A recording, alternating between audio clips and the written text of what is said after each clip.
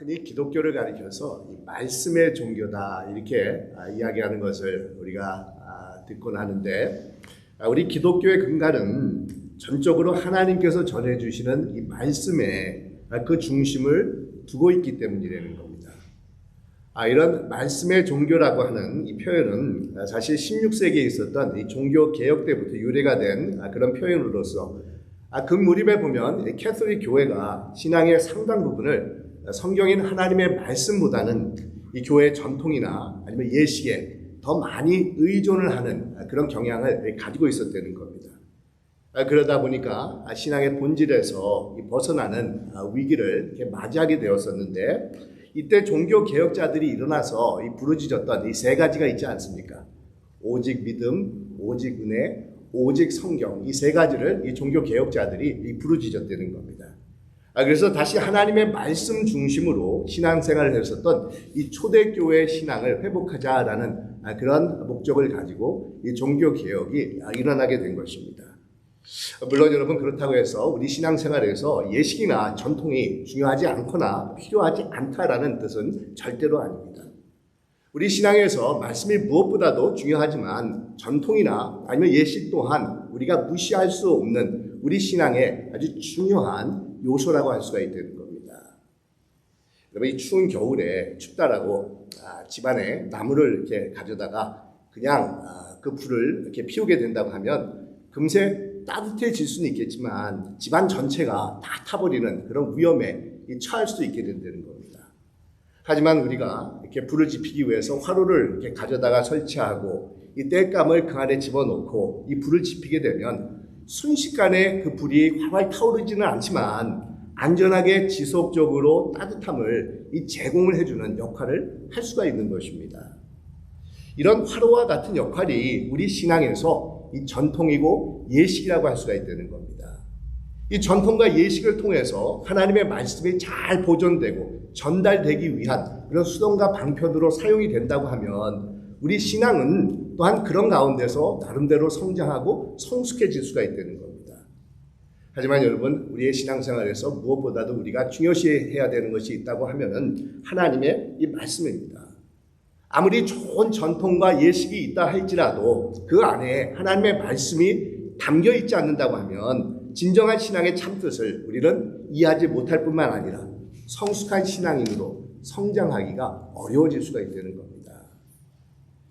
오늘 우리가 읽은 본문 말씀을 보면 하나님의 말씀의 역할과 이 말씀이 어떻게 우리 삶에 의미 있는 축복의 말씀이 되는지에 대해서 설명을 해주고 있는데, 여러분, 하나님의 말씀에는 크게 이 두 가지 역할을 생각해 볼 수가 있는데, 이 먼저는 하나님의 말씀이 없이는 우리가 자녀가 될 수가 없다는 겁니다. 그리고 두 번째는 하나님의 자녀로 또한 성장해 나갈 수가 없다는 것입니다. 그래서 여러분, 오늘 말씀을 우리가 두 가지로 요약해 볼 수가 있는데, 이 말씀 없이는 하나님의 자녀로 우리가 태어날 수가 없는 것이고, 또한 하나님의 자녀가 되어서 성장할 수 없다라는 것이 오늘 말씀이 주고 있는 요약이라고 할 수가 있다는 겁니다. 이 먼저 하나님의 말씀을 인간을 거듭나게 하는 것이다 라고 오늘 말씀에서 설명을 하고 있는데, 여러분 23절에 보니까 이렇게 말씀하고 있지 않습니까? 너희가 거듭난 것은 썩어질 씨로 된 것이 아니요 썩지 아니할 씨로 된 것이니 살아있고 항상 있는 하나님의 말씀으로 되었느니라, 이렇게 말씀을 하고 있습니다. 여러분, 여기서 흥미로운 것은 씨라는 그런 단어가 사용이 된 것인데, 이 씨라는 헬라 단어에서 영어 단어인 이 스perm이 유래가 되어 있습니다. 여러분, 이 스perm이라는 것은 한국말로 말하면 이 정자이지 않습니까? 그러니까 씨앗인 정자가 심겨질 때 한 생명이 태어나는 것처럼 우리 인간에게 하나님의 말씀의 씨앗이 심겨지게 되면은 우리는 새로운 영적인 생명을 받아서 하나님의 자녀로 태어나게 된다는 겁니다. 여러분, 이 하나님의 말씀은 살아있고 운동력이 있는 생명력이 있는 말씀으로서 그 말씀이 우리의 심령 가운데 새겨질 때 우리 안에서 하늘의 생명력이 창출되는 역사가 나타나게 된다는 겁니다. 제가 요즘 매일같이 너무 신기한 마음으로 관찰하면서 참 이렇게 재밌어 하는 것이 있는데, 어느 분이 작년 몇 개월 전에 이렇게 맛있는 그런 감을 주셔가지고 제가 어디서 들은 것이 있어가지고 그 씨앗들을 이렇게 잘 빼가지고 싹이 나게 하려고 조그만 그런 통을 찾아가지고 그 안에 한 10개 넘게 이렇게 심어 두었었습니다. 그러면서 제 책상 옆에 두었는데 사실 저는 이런데 정말 무식한 사람입니다. 소위 말하면 저는 서울 촌 사람입니다. 뭐 이렇게 농사 짓는 것이 어떻게 되는 것도 모르고 어떻게 자라는 것도 모르는 그런 사람입니다. 사실 저는 뭐 콩이 뭐고 팥이 뭔지도 구분을 잘 못하는 그런 사람인데 혹시나 이렇게 어디서 들은 것이 있어서 이렇게 뭐 반 이렇게 의심을 하면서 이 씨앗을 조그만 통에다가 심었었는데 3, 4주가 지나고 나니까 뭔가 조그만 것들이 이렇게 올라오기 시작을 하더니 싹이 이게 나기 시작을 하는 겁니다. 이렇게 조그만 씨에서 생명이 자라는 것이 얼마나 신기하고 재미있었는지 제가 시간이 달 때마다 유심히 살펴보면서 물도 주고 가꾸고 있는데 이 하나님의 말씀의 씨가 이와 같은 것이라는 겁니다. 이 세상의 씨들이 심겨지게 되면 육신적인 생명이 창출이 되지만 하나님의 말씀의 씨가 우리 안에 심겨지게 되면 우리 안에 영적인 생명력들이 나타나게 된다는 겁니다. 또한 말씀은 하늘의 생명력을 창출해 주는 것뿐만 아니라 새롭게 거듭난 우리를 영적으로 자라나게 하는 영양분을 제공해 주는 것입니다. 오늘 말씀에 보면 처음에는 하나님의 말씀을 생명을 공급해 주는 씨로 비유를 하고 있다가 2장에 들어와서는 적과 같다라고 이 말씀을 하고 있지 않습니까? 여러분, 젖이라는 것은 태어난 어린아기가 건강하게 자라나기 위해서 필요한 절대적인 그런 필요한 영양분인데 이 하나님의 말씀이 마치 이렇다는 겁니다. 갓난 아이들 같이 순전하고 신령한 젖을 사모하라. 이는 그로 말미암아 너희로 구원에 이르도록 자라나게 하려 함이라. 이렇게 말씀을 하고 있습니다. 이 하나님의 말씀을 통해서 예수님을 우리 안에 영접하는 순간 우리는 구원받은 하나님의 자녀로 탄생하게 됩니다. 하지만 그것으로 우리의 신앙이 다 완성된 것이 아니라는 겁니다. 주님 앞에 가는 그날까지 우리는 그리스도의 성숙한 분량에 도달하도록 계속해서 자라나기를 힘써야 됩니다. 이 과정을 가리켜서 우리 기독교 교리에서 성화라고 그러지 않습니까? 이 sanctification이라고 그러지 않습니까? 우리의 삶이 주님을 닮아가는 그런 과정이 우리 안에서 일어나야 된다는 겁니다. 근데 여러분, 이런 성화의 과정을 가능하도록 뒷받침해주고 자양분을 공급해주는 것이 있다고 하면 바로 하나님의 말씀이 되는 겁니다. 어린아기가 엄마 젖을 먹고 건강하게 자라나듯이 구원받은 하나님의 자녀들도 이 말씀을 섭취를 하면서 건강한 영혼으로 바른 신앙인으로 성장해 나가야 된다는 겁니다. 이 요한복음 17장에 보면 우리 예수님께서 세상을 떠나시기 전에 이 제자들을 위한 기도가 기록된 것을 볼 수가 있는데 그 중에 보면 이런 기도 내용이 있습니다. 그들을 진리로 거룩하게 하옵소서. 아버지의 말씀은 진리니라. 이렇게 예수님께서 기도하셨습니다. 여러분, 그렇습니다. 하나님의 말씀은 진리가 되는데 이 진리는 무슨 과학적인 그런 진리를 말하는 것이 아니라 우리에게 구원을 주고 하나님의 자녀로 태어나게 하는 진리를 말씀하고 있는 것입니다.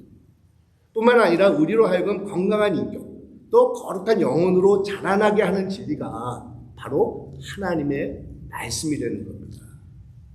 여러분, 이런 하나님의 말씀과 가까이 하는 것은 이 축복의 삶을 살아가는 것입니다. 우리의 삶이 하나님과 동행하는 삶이 된다는 겁니다.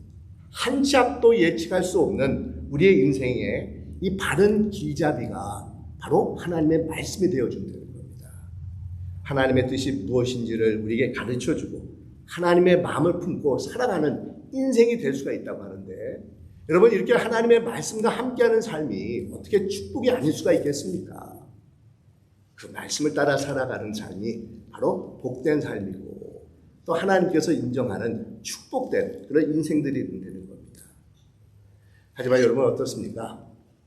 우리는 그런 사실을 잘 알고 있으면서도 그 축복을 누리지 못하는 그런 자들이 될 때가 많이 있지 않습니까? 하나님의 말씀을 가까이 하지 않기 때문이라는 겁니다. 그러기에 여러분, 우리가 하나님의 그런 축복을 받는 자로서 살아가기 위해서 실천해야 되는 세 가지를 생각해 볼 수가 있는데, 우리 계시록 1장에 보면 이렇게 말씀을 합니다. 이 예언의 말씀을 읽는 자와 듣는 자와 그 가운데서 기록한 것을 지키는 자는 복이 있나니, 이렇게 말씀을 하고 있습니다. 이 복이 있는 삶을 세 가지로 말씀하고 있는데, 말씀을 읽어야 된다는 겁니다. 또 말씀을 들어야 된다는 겁니다. 그리고 세 번째로 말씀을 실천해야 된다. 그랬을 때 하나님께서 축복하시는 그런 삶을 살아갈 수 있다라는 것을 우리에게 제시해 주고 있습니다. 여러분, 우리에게 하나님의 말씀이 축복으로 다가오게 하기 위해서 우리가 결단해야 되는 것이 있다고 하면 무엇보다도 하나님의 말씀을 가까이 하는 이 삶이라는 겁니다. 이 초대교회 크리스천들은 성도가 할 수 있는 가장 거룩한 일을 말씀 읽는 것이다 라고 생각을 했었는데, 그래서 성경 읽기를 가리켜서 렉티오 디비나라고 이게 불렀다는 겁니다. 거룩한 독서다, 이렇게 말하고 있었다는 겁니다. 여러분, 우리가 올 한 해 많은 기도 제목들이 있을 것입니다. 여러 가지 기도 제목을 놓고 아마 기도하고 계실 것입니다. 하지만 우리가 빼놓지 않고 기도해야 되는 그런 내용이 있다고 하면, 우리가 삶 속에서 하나님의 말씀과 가까이 하는 삶을 살아가게 해 주십시오라는 그런 기도 제목을 잊지 않고 들으시기를 바랍니다. 특별히 이 세상을 살다 보면 여러 가지 일로 분주하면서 바빠질 때가 있지 않습니까? 그러다 보면 우리 하나님의 말씀을 가까이 하는 것을 등한시하게 되고 잊어버릴 때가 있게 된다는 겁니다. 그래서 여러분, 우리가 늘 정말 간구해야 되는 내용이 있다고 하면, 우리 성령께서 우리의 마음을 일깨워 주셔서 이 하나님의 말씀을 가까이 하는 삶을 살아갈 수 있게 해달라는 그런 간구하는 마음을 가지고 올 한 해를 살아가시길 바랍니다. 이 멕시코에 어느 나이 드신 할머니가 우리 예수님을 이렇게 영접하게 되었다는 겁니다. 그런데 이 할머니에게는 두 가지 소원이 생겨났는데, 하나는 성경을 마음껏 읽는 것이고, 또 하나는 이 구원받은 이 기쁨을 다른 사람들에게도 나누고자 하는 그런 마음의 소원이 생겼다는 겁니다. 근데 전도를 하기 위해서는 성경을 알아야 되는데, 안타깝게도 이분은 글자를 전혀 읽지 못하는 그런 분이셨다는 겁니다. 그래서 이 할머니가 기도하기를, 하나님, 제가 성경도 많이 읽고 전도도 하고 싶은데 어떻게 하면 좋겠습니까? 라고 기도를 했더니 이 지혜가 생겨납니다. 이 할머니 근처에 학교가 있었는데, 맨 학교 앞에 가가지고 학생들에게 이 성경책을 보여주면서 이 책을 읽고 싶은데 내가 글을 읽지 못한단다. 그러니까 너희가 좀 읽어주렵나 라고 이 부탁을 했다는 겁니다. 먼저 요한복음 3장을 접어두었다가 이 부분을 읽어달라고 이 부탁을 합니다. 그러자 이제 학생들이 이게 할머니를 보고 도와주고 싶어서 또박또박 이 성경을 읽기 시작을 하는데, 읽는 동안에 할머니는 속으로 기도를 한다는 겁니다. 성령께서 이 학생에게 진리를 깨닫게 해주셔서 하나님을 알게 해주십시오, 이렇게 기도를 했다는 겁니다. 이렇게 계속해서 학생들을 만나고 성경을 읽어달라고 부탁을 하게 되자 이 할머니를 통해서 많은 학생들이 주님께로 돌아오는 그런 역사가 나타났다는 겁니다. 여러분, 성경을 읽을 때 이런 역사가 나타난다는 겁니다. 하나님의 말씀을 통해서 구원의 역사가 우리에게 주어지고 하나님을 알만한 것들이 우리 안에 심어지게 되는 것입니다. 또한 여러분, 우리는 하나님의 말씀을 듣는 자들이 되어야 합니다. 우리가 하나님의 말씀을 읽는 것뿐만 아니라 우리 하나님의 말씀을 듣는 자가 되어야 되는 이유가 있다고 하면, 읽을 때 하나님의 음성을 바르게 듣지 못하는 경우가 생길 수가 있기 때문입니다. 여러분, 왜 그러겠습니까? 성령의 인도함에 귀 기울여서 조심스럽게 진지하게 하나님의 말씀을 받아들이지 못하기 때문이라는 겁니다. 자, 여러분, 그러면 우리는 어떻게 하나님의 말씀을 진지함을 가지고 열려진 마음을 가지고 우리가 들을 수가 있겠습니까? 하나님의 말씀을 묵상하는 것이라는 겁니다. 이것을 음식으로 비유를 하면 묵상이라는 것은 단지 음식을 이렇게 섭취를 해서 이 목으로 넘기는 것이 아닙니다. 음식을 삼키기 전에 수십 번 음미를 하면서 씹는 그런 과정을 갖는 것이 바로 묵상이라고 할 수가 있다는 겁니다. 그래서 예로부터 많은 영성신학자들은 묵상을 소의 되새김질과 같다라고 설명을 하고 있는데, 하나님의 말씀을 씹고 또 씹으면서 묵상을 하다 보면 이 말씀이 내 것으로 변화된다는 겁니다. 그 말씀이 하나님의 말씀으로 내게 들려오는 그런 역사가 나타나기 시작을 한다는 겁니다. 우리 교회가 속한 미국 장로교회 목회자였던 유진 피러스 목사님이 쓴 책에 보면 이런 이야기가 있는데, 이 자신 집에서 키우던 이 사냥개가 어느 날 사슴 뼈다구를 이렇게 발견하고는 그 뼈다구를 가져다가 정말 하얗게 드러날 때까지 물어뜯고 다시 그 뼈다구를 음미하면서 핥아먹는 그런 장면을 이 목사님이 목격할 수가 있었다는 겁니다. 그러면서 목사님 머릿속에 갑자기 구약 성경의 히브리 단어 하나가 떠올랐는데, 이 하가라는 그런 단어였다는 겁니다. 그럼 이 하가라는 단어가 시편 1편에 보면 주야로 율법을 묵상한다라고 했었을 때 그 묵상이라는 단어입니다. 그러니까 하나님의 말씀을 계속해서 음미하고 또 음미하며 핥아먹고 또 핥아먹으면서 하나님의 음성을 듣는 그 과정이 바로 묵상이 되는 겁니다. 단지 문자적으로 하나님의 말씀을 읽는 것도 중요하지만 그 말씀을 계속해서 우리가 되풀이하면서 생각하고 또 생각하고 음미하고 또 음미하는 것이 바로 묵상의 과정이 되는 겁니다. 그러면서 이 묵상의 과정을 통해서 우리가 문자적으로 기록된 하나님의 말씀 이면에 담겨있는 하나님의 마음, 정말 하나님의 바람, 또 하나님의 뜻을 우리가 듣기를 위해서 노력해야 된다는 겁니다. 여러분, 사실 성경을 읽는 것도 참 중요합니다. 하지만 더 중요한 것이 있다고 하면 그 성경 뒤에 숨겨져 있는 하나님의 마음을, 하나님의 뜻을, 정말 하나님의 바람을 우리가 이해하고 받아들이는 것이 되는 겁니다. 정말 다른 사람이 아니라, 정말 내 가족이나 아니면 다른 사람이 아니라 내게 들려주시는 살아있고 운동력이 있어 자외 날쌘 어떤 것마저도 예리하여서 혼과 영과 관절과 골수를 찔러 또 나의 마음과 생각과 뜻을 판단하는 그런 하나님의 음성을 듣는 자들이 되어야 된다는 겁니다. 그리고 마지막으로 하나님의 말씀을 지키는 자들이 되어야지 우리가 그 말씀을 정말 받아서 복된 인생이 될 수가 있다는 겁니다. 여러분, 사실 우리가 하나님의 말씀을 읽는 이유도 또 묵상하는 이유도 하나님의 말씀대로 살아가기 위해서입니다. 이 말씀을 읽거나 말씀을 묵상하는 목적은 그 자체에 있는 것이 아니라는 겁니다. 진리의 말씀으로 우리의 삶이 변화되고 그 하나님의 말씀대로 실천하면서 살아가기 위해서 우리가 말씀을 가까이 해야 된다는 겁니다. 그래야지 그 말씀이 우리의 참 양식이 되고 참 생명이 될 수가 있다는 겁니다.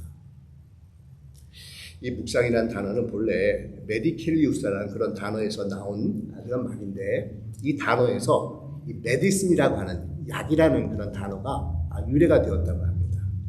그러니까 말씀을 통해서 우리의 영혼이 이 치유를 받고 우리의 인생이 건강해질 수가 있다는 겁니다. 내 삶에서 하나님께서 주시는 평안과 자유를 누리고 주위에 있는 가족과 이웃들에게 조금이라도 선한 영향력을 끼치는 인생들로 변화되어질 수가 있다는 겁니다. 정말 우리의 잘못된 인격과 가치관이 수정이 되고 또 말씀을 통해서 우리가 하나님 앞에 회개의 자리로 나올 수가 있다는 겁니다. 내 안에 존재하고 있었던 모든 모순과 부조리와 악함이 떠나가게 되는 것입니다. 세상이 지시하는 대로 목적 없이 살아가는 삶이 이제는 새롭게 이 변화되어져 갈 수가 있다는 겁니다. 여러분, 바로 이것이 하나님의 말씀을 통해서 우리가 치유받는 역사를 체험하는 것이 되는 것입니다. 제가 오래전에 어느 TV 프로그램을 보다가 유명한 그런 연예인이 하는 말을 듣고는 저 사람이 참 이렇게 똑똑한 분이구나라는 그런 생각을 했었는데 그 연예인이 누군지 여러분 궁금하시죠? 그렇죠? 예, 제가 말씀을 드릴까 말까 지금 생각인데 예, 사실은 제가 뭐 그분 뭐 가수라는 건 알았지만 이분 노래도 한 번도 들어본 적도 없고 또 이분 뭐 이렇게 TV에서 나오는 것만 이렇게 몇 번 봤는데 요즘 들어서 이분을 가리켜서 뭐 개념 있는 뭐 연예인이다 이런 얘기를 하는 것을 듣고 내가 그때 느낀 것이 이렇게 잘못된 것이 아니구나 이런 생각을 했었는데 이효리라는 그런 연예인입니다. 이분이 TV 프로그램에 나와가지고 얘기를 하는데 제가 잘 기억은 나지 않지만 아마 그때 이런 식의 얘기를 했던 것 같습니다. 생각하는 대로 살지 않으면 사는 대로 생각하는 것 같아요. 이런 내용을 제가 들은 적이 있었습니다. 근데 그것을 들으면서 얼마나 통찰력 있는 그런 내용인가 이런 생각을 하게 됐었는데 여러분 우리 현대인들이 가지고 있는 문제가 무엇이겠습니까? 그냥 아무런 생각 없이 그저 세월이 가는 대로 세상이 움직이는 대로 따라서 살아간다는 겁니다. 우리 인생에 뚜렷한 목적이 없이 또 주관이 없이 그냥 이 세상이 주는 대로 이 세상이 가르쳐 주는 대로 살아가는 것이라는 겁니다. 근데 여러분 우리 믿는 자들은 어떻게 살아가야 되겠습니까? 생각하는 대로 살아가야 되는데 우리 믿는 자들은 그냥 생각하는 대로 살아가는 것보다도 한 가지 더 해야 될 것이 있다는 겁니다. 하나님의 말씀을 따라서 생각하면서 살아가는 자들이 되어야 된다는 겁니다. 하나님의 마음과 뜻이 우리 안에 작동을 해서 그것을 붙잡으면서 살아가는 자들이 되어야 된다는 겁니다. 만약 그렇지 않는다고 하면 우리 또한 이 세상 사람들과 별 다를 바가 없이 세상의 풍조를 따라서 세상이 흐르는 대로 세상이 지시해 주는 대로 좌우되는 인생을 살아갈 뿐이라는 겁니다. 그래서 여러분 아직도 우리가 신년 첫 달 정말 가장 끝부분에 와 있는데 여러분 이달이 가기 전에 2월 달이 오기 전에 우리 함께 결단하십시다. 부지런히 하나님의 말씀을 읽고 묵상하며 말씀대로 생각하면서 살아가는 인생이 되겠다라고 우리 결단하십시다. 올 한 해 동안 하나님의 말씀인 성경을 적어도 한 번은 꼭 일독하겠다라고 결단하시기 바랍니다. 하지만 그것이 힘들면 적어도 신약 성경만은 올 한 해 동안에 내가 꼭 끝내리라, 꼭 읽고 묵상하겠다라고 결단하시길 바랍니다. 그런데 여러분 참 중요합니다. 하나님의 말씀을 가까이에서 읽고 묵상하는 것 정말 중요합니다. 하지만 더 중요한 것이 있다고 하면 하나님의 말씀이 우리의 생각을, 우리의 마음을, 우리의 가치관을, 우리의 감정을 주장하는 삶을 살아가는 것이라는 겁니다. 그럴 때 우리가 고민하고 있는 인생의 문제들, 살아가야 될 인생의 방향들, 옳고 의로운 길들, 그리고 나만이 가야 될 그 길을 하나님의 뜻 가운데서 발견하는 정말 복된 인생들로 올 한 해를 살아갈 수 있다는 겁니다. 사랑하는 여러분, 정말 하나님의 말씀을 가까이 하면서 하나님께서 주시는 놀라운 축복 가운데 올 한 해를 살아가시는 여러분들이 되시기를 주님의 이름으로 축원드립니다. 기도하겠습니다.